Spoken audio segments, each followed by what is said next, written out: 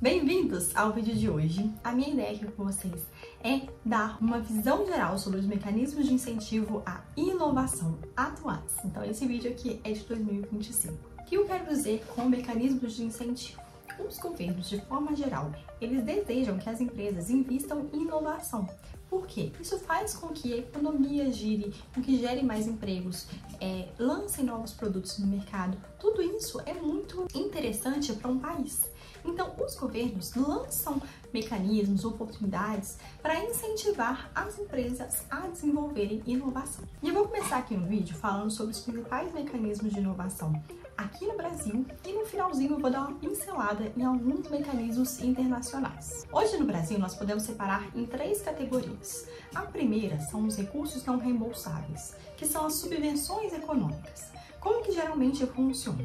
Se você tem um projeto, uma ideia inovadora, às vezes já até fez um protótipo e você precisa colocar mais esforço, né? Fazer uma pesquisa para de fato desenvolver aquela inovação, você pode pleitear a alguns editais de subvenção econômica.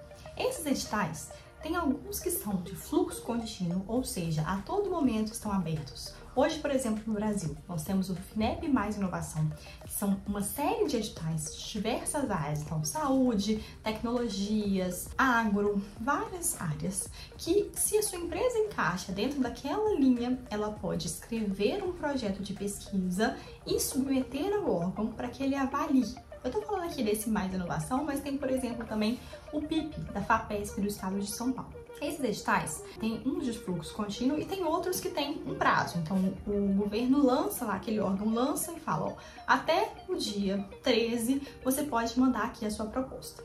E aí você tem que elaborar essa proposta. O que é isso? O que consiste isso? Você tem que escrever um projeto de pesquisa, uma proposta de projeto de pesquisa, que vai falar o que você quer fazer, como você quer fazer, qual recurso você precisa, quanto tempo você vai demorar. É um descritivo para eles conseguirem avaliar se tem mérito ou não. Se eles estão colocando dinheiro numa empresa que de fato tem chance, né, de fazer algo inovador, ou se não, se é uma furada e o governo não vai querer investir em algo que não vai gerar de fato uma inovação para o Brasil. Então, aqui eu tô falando de subvenção econômica, esses recursos que são dados, ou seja, você tem que prestar contas de como você gastou, afinal é um dinheiro público, mas se não der certo, você não tem que pagar nada ao governo. Ele está ali compartilhando o risco com você. E, na grande maioria, esse produto ele fica sendo da empresa. O governo também não tem nenhum tipo de participação posteriormente. A maioria dos editais, alguns têm alguns critérios específicos, mas a maioria é mais ou menos assim que funciona. Aqui no canal a gente tem vários vídeos explicando um pouco melhor sobre como que funciona também a subvenção econômica. Um segundo mecanismo são os financiamentos subsidiados. Esses financiamentos, eles têm taxas muito atrativas, são as melhores taxas do mercado. Então, vou dar um exemplo de uma das melhores, que é 2,8 ao ano, mais TR, que é bem baixinha. Então, é realmente um valor uma taxa muito atrativa. Fora um período de pagamento e de carência, muitas das vezes vale a pena a empresa pegar esse recurso para financiar ali a sua inovação do que gastar o seu caixa da empresa, sabe? Deixa o caixa guardado, investido em uma renda fixa, né, algo bem seguro, e pegue o financiamento para desenvolver essa inovação para sua empresa. E o terceiro mecanismo são as leis de incentivo fiscal. Essas leis, né, geralmente elas são voltadas mais para empresas maiores, então as leis de lucro real são as grandes beneficiadas. E aí o que acontece? Se você já investe em pesquisa, em inovação, você pode solicitar ao governo uma redução dos seus tributos, e você conseguir pagar menos imposto se você investe em inovação. Então, às vezes você já faz aí na sua empresa coisas que são caracterizadas como inovação, como desenvolvimento de pesquisa, e você não usa essa lei, que é uma lei, todo mundo que tiver ali dentro dos critérios pode utilizar, não é uma seleção. Então, enfim, vale muito a pena também avaliar isso, se sua empresa encaixa em algum desses benefícios e você está só perdendo dinheiro por não utilizar algo que hoje está disponível para as empresas. E aí uma pergunta que sempre surge é, mas Laís, o que é inovação? Como é que eu vou saber se minha empresa tem uma inovação ou não? E aí é legal a gente voltar na definição da lei, que vai reger todas essas oportunidades, esses mecanismos. Eu vou ler aqui o texto para vocês e depois eu explico um pouquinho.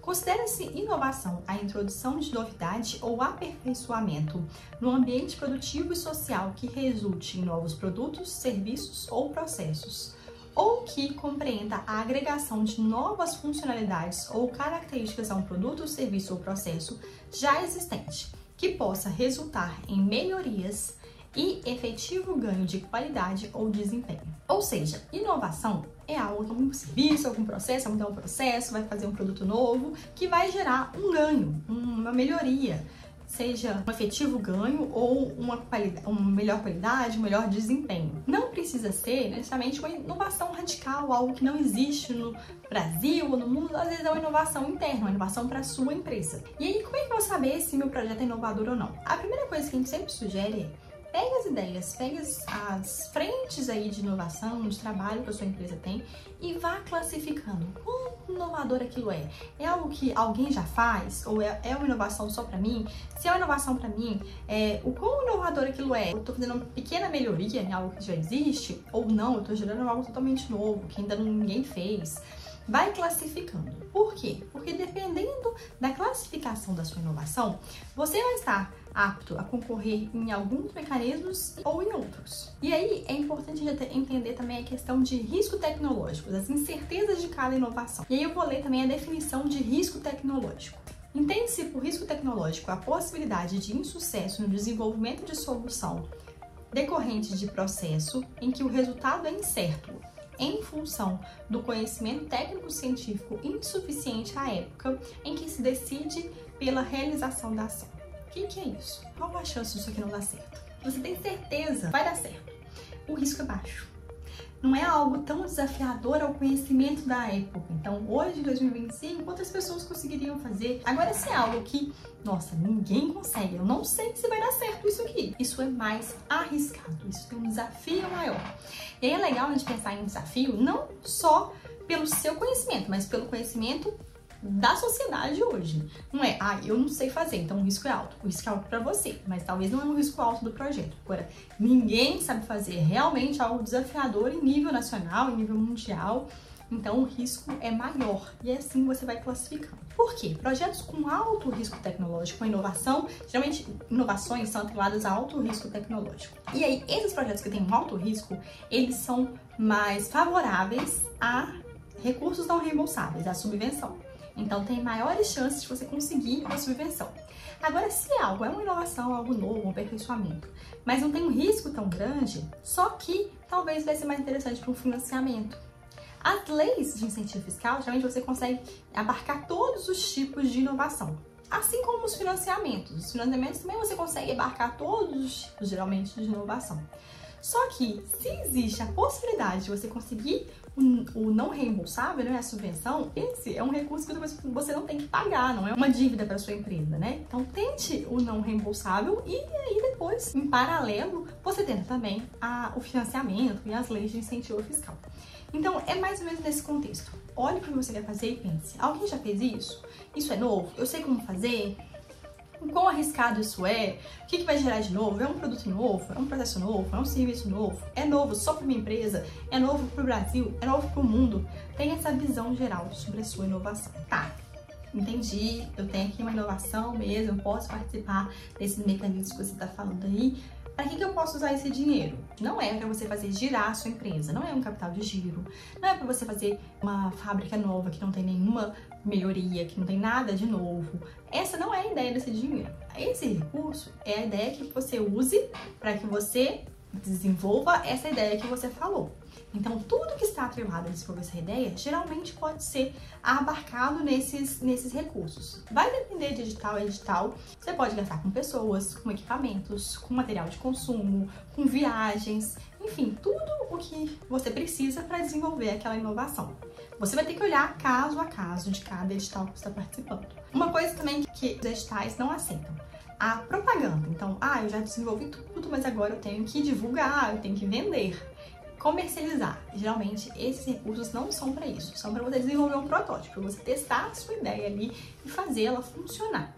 Depois, você escalar aquilo, aí seriam já outros tipos de recursos. Agora eu vou falar sobre como aplicar. Como é que eu vou aplicar para isso? Geralmente, subvenção, você vai ter um edital que você vai escrever um projeto de pesquisa e submeter ao órgão que ele vai analisar e vai avaliar se sim ou se concede ou se não concede a você.